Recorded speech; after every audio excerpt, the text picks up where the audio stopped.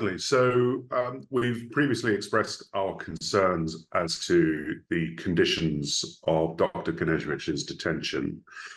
Certainly, these have been raised with the appropriate authorities in Montenegro, but also more broadly, we were forced to file a complaint with the United Nations Working Group on Arbitrary Detention, which was done last week, bringing that against both Montenegro and the United Kingdom on the basis that his detention, according to the rules of the working group and according to international law and best practice, we say is arbitrary. And of course, we've asked the working group to look at this as a matter of some urgency. This deals both with the legal framework in terms of what Dr. Knežević is entitled to, the actual conditions of prison, but also the manner in which he's being detained in solitary confinement, not having access to the outside world and having very, very limited access to his family and his access to his lawyers. And in that regard, what I would say, one of the points which is of some concern, despite representations being made by the Minister of Justice, when I visited Montenegro and met with the minister, despite representations made by him that we would be entitled to visit Dr. Knežević, I have now been refused once again. I had planned to travel to Montenegro today to visit Dr. Knežević, but that visit was refused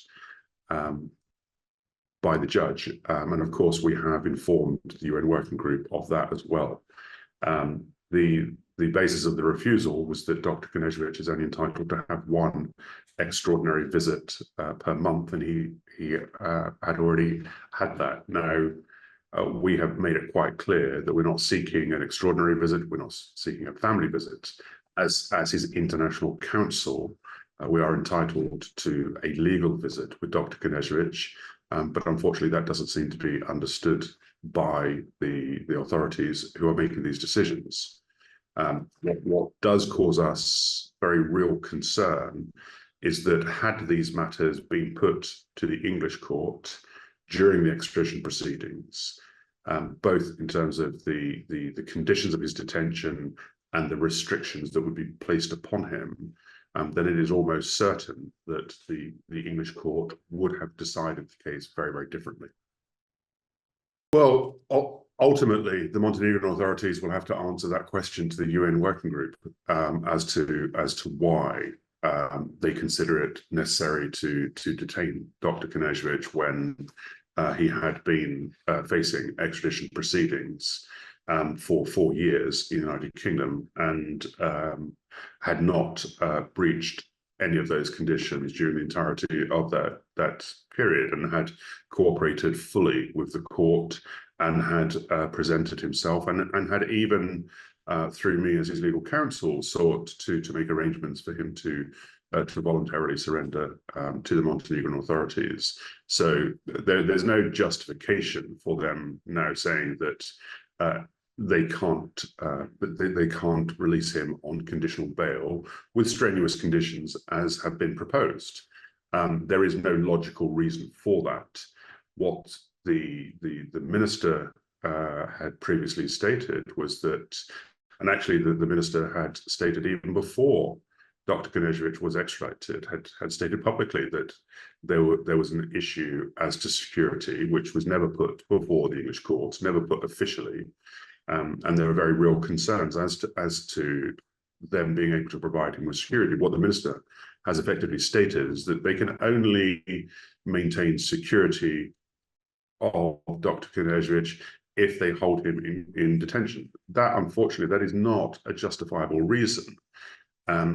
Obviously, there is always a presumption in favor of bail in cases where a person hasn't been convicted, and Dr. Knežević has not been convicted of anything.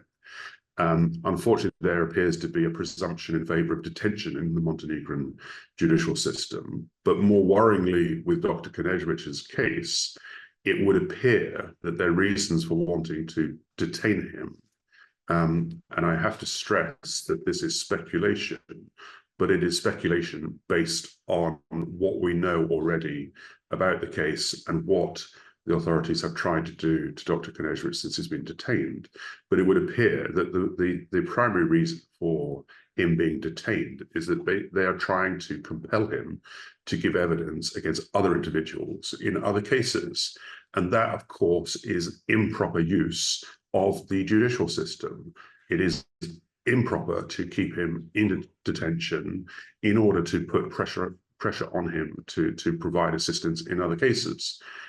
What we have stated to the authorities very clearly is that if Dr. Knežević is to provide any assistance in any other cases for any other individuals that the Montenegrin authorities seek to prosecute, then of course he will do that, but he will not do that whilst he is held in detention, and he will not allow them to use that as a way to compel his cooperation in other matters.